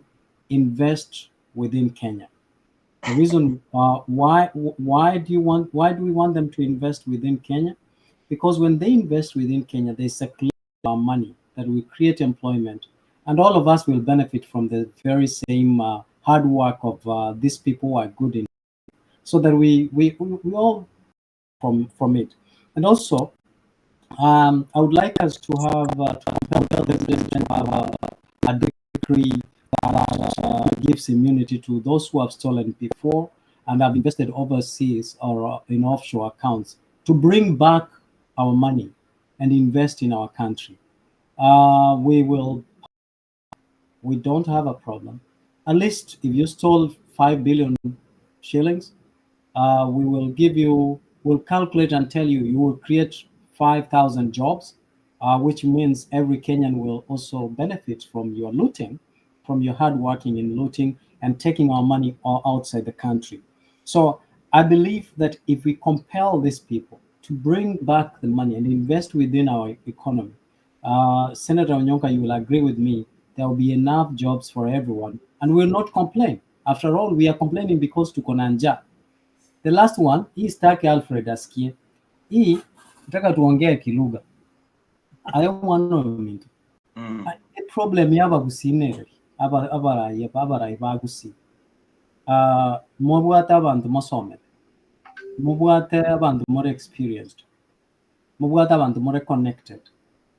A problem nereri that you have never created impact yogo bagain see. That every time yenda dokobara noko rwana chipodi ya mwali mwana oyo mintosoro rwani ya gosensimpa okoraki inkintu abagusimo tabera buna Gladys Wanga, Moses Kachuang, Babo Rengo, who have negotiated despite the fact that the president ega chikura. Lakini they have managed to benefit kuwese serikali. Yet we see the two counties. For those who don't understand that language, saying that our senator asking him basically from where we come from. What is it that we only have two counties and yet we are the most marginalized, yet we are the most educated, yet we are the most who heavily invest and have returns in terms of remittance from the diaspora? What is wrong with our Kisi leaders that you cannot unite and have bargaining power? When you go to State House or you speak to the president, we have seen sharp division. Everybody wants to be the spokesperson of the Kisi. What happened to you that even you cannot influence the development by the president and create relevance that the president can say, I want leaders from Kisi to come so that we can talk about development. The president comes to Kisi, comes to Sironga. We are even struggling to ask. We are, I used to be told that if you had 5 minutes with President Obama, what will you tell him? And yet we have the president's time, enough time. Yet we ask him for either mortuary or perimeter wall and things like that. What happened to you as our leaders? Why don't you unite? And lastly, I was listening to the clip this gentleman Arama shared a while ago, and this gentleman is from Kalenjin, and he said that when injustice becomes a law, rebellion becomes a duty. Do you fear, Senator Onyanka, do you, first of all, Kenya is like a woman or a man who is divorced and right now desperate, wants someone to tell him what he wants to hear. And that's why people are warming up to Morara. It's not like Morara is because we are desperate. We want someone who wants to give us hope on how we can host this government. Now, do you fear every day when you sit at the Senate that there will be a revolution and a rebellion that will oust you from the Senate, the same way that happened last time that the parliamentarians were hosted from Parliament by the people, because power is vested in the people? All right. Senator, before you respond to that, there are two gentlemen who have been in and out, and I would like to give them quickly 30 seconds each. Bob, Alfred, real quick, because Senator has to go, but he has agreed to come back, so that's good news for us. So real quick, ask your question or comments, and then we can wrap up and let him go. Okay. Thank you very much, and thanks for this time. I've had a lot of things that the senator has said, and one, I want to applaud him for going the extra mile to providing us details about the Adani deal. Can you hear me? Yes, I can. Yes, I can. Okay, good. Providing us the details about the Adani deal. Yes. And you also said about there was Ketraco, Yes. and everything seemed like the whole nation was now turning to become Adani Republic of whatever, of Kenya. Yes, that's where we are. Yes. Yes. And this one process is now angering people the more. From the finance bill, there was anger. The Adani deal becomes another anger. Now, the Gachagua impeachment has been brought to play as a decoy to cover up for the corruption deals that are going on in the background. The SHIF is becoming a scam too. I just want to give, because we're on the last part of the recommendations. Whatever happened the other day when young people invaded the Senate was just a foreshadow of what will one day happen. I want just you, if you can get time and tell your colleagues, the next time it's going to happen, you will be stripped naked and frog marched on the streets. It's going to be so bad, because I can feel the anger when I listen to young people from my own community getting so angry about the same government that we fought for so much. You know, people went an extra mile. And I'm saying this with all due respect. You and the president have been friends. And I remember even when you were part of the initiators of the Tanga Tanga movement, you're one of the first people Yes, I was with him. You were one of the first people. Yes. So sometimes I would want to exonerate you from all these things. But again, I remember your relationship and William is close. That one, politicians are friends. But I think where the nation is going right now is becoming critical that we take a good stand, and as you have taken, encourage other people. People sometimes look at Cherargei and they think Cherargei is becoming but when you listen to him, he makes sense. He makes a lot of sense. A lot of sense, yes. A lot of sense. And these are young people. I'm just praying and hoping that think might happen will not happen to all of you, especially those that have decided to take a stand on this. I think that is all. I'm such a disappointed Kenyan about the happenings that are going on in a government that we believe so much that could make a difference, in an executive, a legislature, and a judiciary that we believed was going to make a change. But as it looks, I think it will not happen with your generation. Generation is going to make the change. And I'm hoping when the next generation makes the change, they will not make a change that will also be to this generation of leadership. That is it. Just keep talking to your colleagues and just tell them that it might not be good as it looks. Thank you and God bless you. All right. Bwana Alfred, can you give your comments quickly? Then we can let the senator go. I know he has duties to attend to, so that he can come back. We don't keep him too long. Alfred? Yes, Chairman. Yes. Yeah. Toa maoni fupi haraka haraka. Mimi nasema tu asante kwa mheshimiwa na huyo rafiki yake mwenye amesema ni seneta wangu wa Nandi. Tulisoma na yeye, nilimfunza siasa. Ni kama but tunamtakia kila laheri, naona anataka kuongeza term kama Wakenya wanalia. Ya mwisho kabisa ni kwamba mambo kuhusu Qatar Air and Rwanda is very true.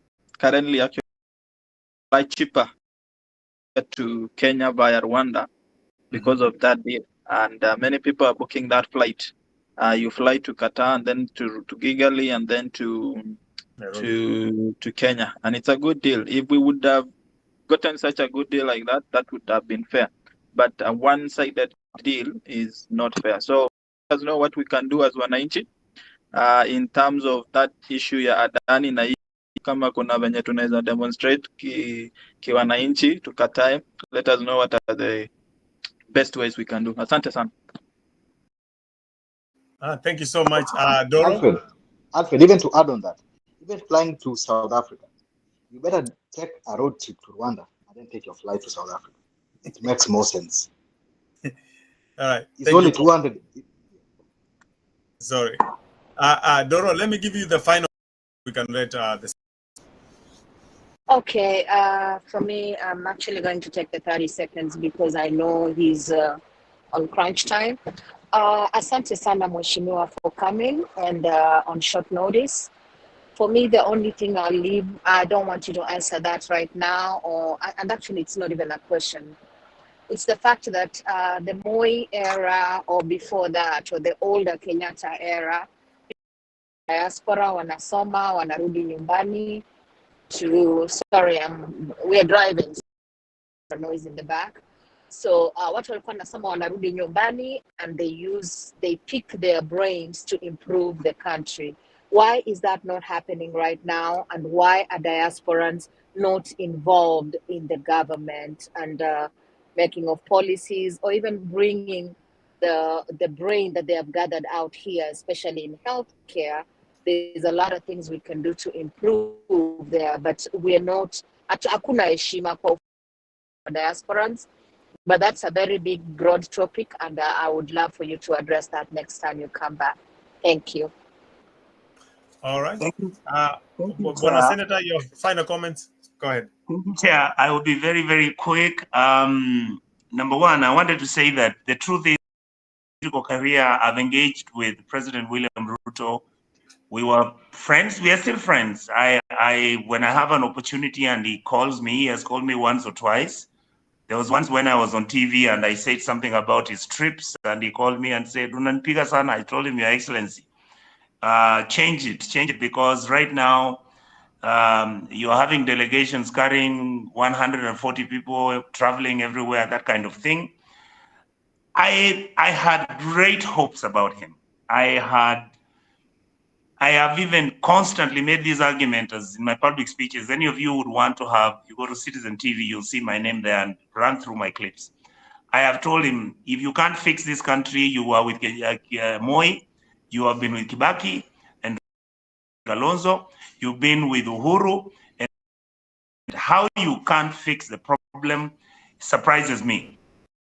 For another day. The second issue that my brother has talked about, Kisii, I want to tell it to him this way. If you look at the history of the Kisii fraternity, the Kisii political fraternity historically, if you look at my father, Dr. Nyonka, James Nyamweya, even Kebaso's grandfather, these were young, extremely philosophical, highly educated, exposed individuals. Look at Tom Mboya. I mean, these were young men who were 36 and he could make a nation General Assembly. And it made sense, and he could bring out the issues the way they were. The problem you have with the Kisii leadership is that for the first time, we have got a generational change. If you look at the history, if you look at what is happening in Kisii, I'm actually the oldest politician now from Kisii. But look at the caliber of the leadership who left out. You have the Ongwayes, you have the Obures, you have the Ongeris. They were measured. These were people who understood what engagement, conversation, discussions, agreeing to disagree to agree, those kind of things.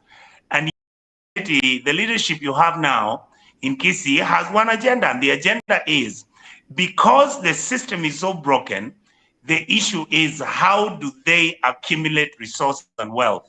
Primitive accumulation is the challenge that Kisii has got. You have leadership that doesn't understand, like in Kisii, we are 4 million people, and we are the custodians and guardians of these 4 million. The leadership you have in Kisii doesn't understand that we are dealing with 4 million people. To them, they see it as an opportunity where the more they sycophant the president, the more they say how he's the greatest man, or anybody else for that matter, the more they sycophant whichever governor who's giving them deals and employing relatives for them, then to them, that is what counts. So this is a consequence of a historical change and development that has taken place. The leadership that you have in Kisii, the young, bright politicians who exist in the system, the Osoros and everything, haven't really internalized the weightiness and the responsibility that was bestowed upon them. Now, whether they will change and manage Kisii politics differently, I don't know. Do I have any higher expectation? I don't know. You mentioned Gladys Wanga. Gladys Wanga had been in power for 10 years. And Gladys Wanga was always around the Railas and the Orengos and all that. In Kisii, we've never had older and more senior politicians that the younger ones would look up to. In fact, like, I am the longest serving member of parliament from Kisii and Nyamira. I am more experienced than any of these people. I've been a minister, but nobody talks to me.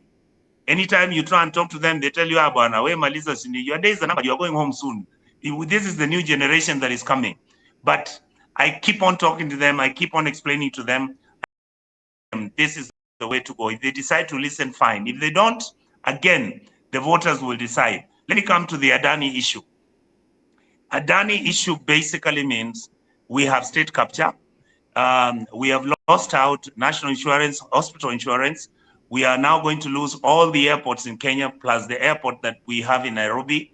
We are going to lose Ketraco, which is a company that is supposed to be transmitting power generation. I hope many of you know that the country is so messed up that our power, instead of it being cheaper, the companies that were left from the Moi days and the Kibaki days and everybody else's days are the ones which are supplying power using diesel fuel. They're called independent power suppliers. And they supply that power because they signed agreements 20 years ago, which make it impossible for you to actually go and reverse that. A lot of geothermal power in the Rift Valley areas where we drilled, we finished, we went and closed the turbines which are generating that power. Nothing is happening to that. We have Turkana Samburu wind, which is supposed to give us power to the grid of our country. All that is being managed, taken over by private individuals who are sharing the loot. You can talk about provisional. There were companies which were providing passports at a cheaper price. Now, you lose your passport, you pay 20,000 shillings. A child from a poor home is going to be able to pay 8,000 or 10,000, even when they may have a small opportunity to fly to the US. Nobody listens to that. I mean, I can run and run and run. My point is, can it be changed? Yes, it is. Is it too late? No. Do you need a critical mass of individuals who mean well for the country? Yes. Are you going to be disappointed by some of us, even when we may be saying that we want Kenya to change? Some of us are going to be bribed. Some of us will be given money. But I can assure you that I'm out of the box. I'm comfortable with where I am. The spaces are occupied. Personally, I'm at a wonderful place as Nyonka, as Richard myself. How I wish that Kenyans would begin to listen so that we can put enough pressure on the government so that we can change. I believe that Kenyans are beginning to talk. The best way to start a journey is to begin to talk one sentence. After that, I believe that we'll be able to change our country. And the next generation, which I believe will be the better generation from us, because they are learning a lot now, will take over and continue, and I believe they'll be able to save the country. I hope and believe that the president is listening, or his people are listening to it. Some of them have been calling me saying, don't kill us too much. We know we have challenges, and I've been telling them, fix 2 or 3 things so that I can know you have good faith. I hope they will stop the Adani deal. They will stop all this nonsense that is going on. They can make sure they still get the airport, make sure they still eat the money they want to eat, and we can get value for money, and we can make sure that our country is better than we found it. Thank you so much, all of you, for listening to me. Thank you so much, Bwana Senator Mheshimiwa. Thank you so much. We hope to see you again. And I recommend next time, bring a few of your colleagues so that we can have more engaging discussion and expand this discussion. Asante sana, be blessed, and keep doing the good work. Thank you so much. As you go, sisi ni wa Kenya. Unajua ukiwa pale Nyamira, I have a resort there. So you can pass by, tufanye biashara. Unajua mimi siendi kuibia mtu. Peter pale, I have a resort in Nyamira town. Thank you. Send me the number for your people. I can be passing there and saying hi to you. And let's keep talking, guys and ladies. Let's keep talking. Thank you. Thank you so much. Yes. Acha mheshimiwa na ya macho. Sasa unaanza kuitisha ya macho tena. Ametuacha. Thank you so much. Have a blessed day.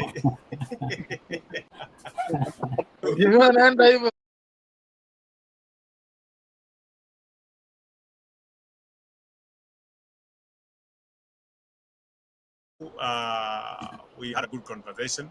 I hope next time he comes again, we'll kind of try to get more organized and get a better discussion.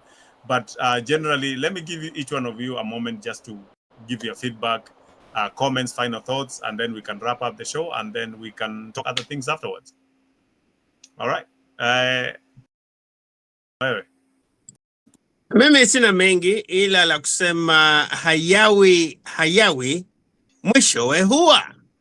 Tusife moyo, tuendelee kusugurudumu la maendeleo. Haya, asante. Bwana Mbauni.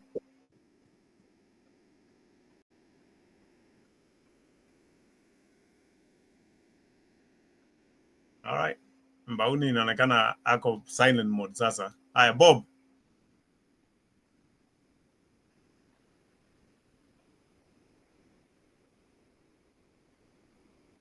Huyu Bob leo ametuangusha sana bwana. Ni sawa tu. All right. Mise.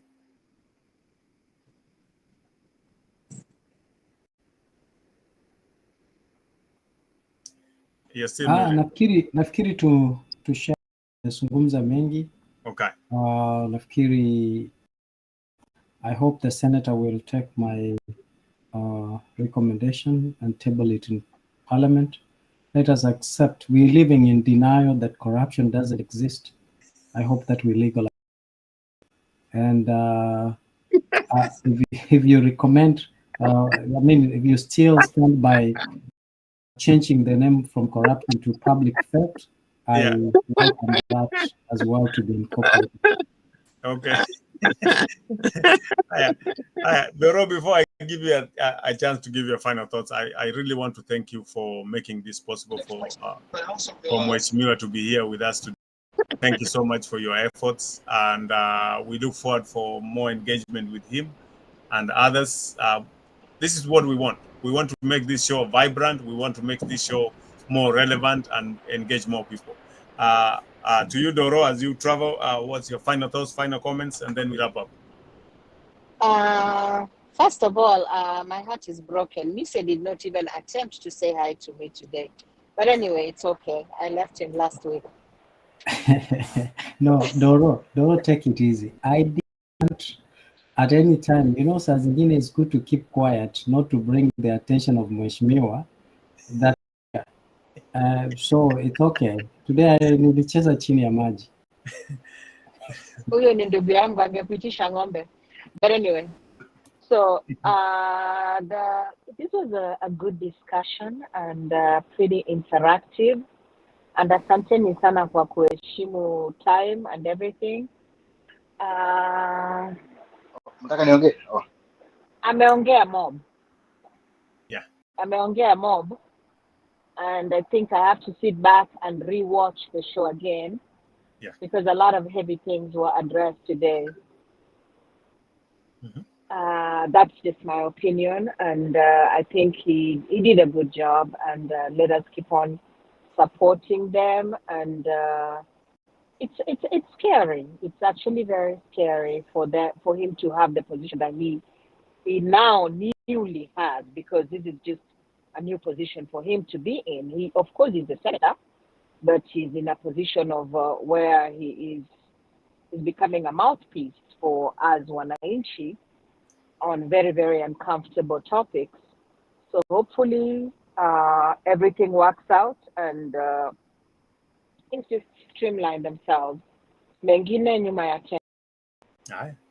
Asante. Haya, Bob, naonekana umepata microphone yako. Hebu maliza alafu tufunge show. Nadhani tukubaliana mzee. Yeah. Tumeamua kuimba, wacha kuimbwa. Yeah. Bara nafasi ya kukuona usisame. Weka video Bob. Hii unajificha nini? Unafanya nini huko chini? Okay. But with all honesty, I think it was a great discussion. We had a good time. Mm-hmm. And we hope we'll be, I hope it gets better. Okay. All right. Guys, thank you so much for being here. Thank you for the engagement. And above all, my guys at the studio, thank you so much for being patient, running this show effectively. We can never take you for granted. We appreciate you. I'm looking forward for another engagement next week. And hopefully we'll get another guest, continue building this profile, continue building this show, and bring in more people. Hopefully more people. I know I saw Bernard here briefly and then he dropped out. I was excited to call him up, but then he dropped out. Hopefully next week he'll come up. For now, we need to come to end for this show. Diaspora. Lakini kaka mkurugenzi, nikisema kumalizia, asante sana Doro na Joel. Najua nimepotea, sio kupenda kwangu, ni kukurukakara za kutafuta dola, lakini vile ndaweza, nimeshukuru na juhudi zenu. Mimi nitajitahidi nionekane kila wiki. Kwa hivyo, ndugu mkurugenzi Doro, asante sana kwa kuhabarisha umma. On that note, the Diaspora Taco Show ends now. See you next week. Bye-bye. Have a blessed day, blessed night, blessed morning. Kwaherini, asanteni. See you next week.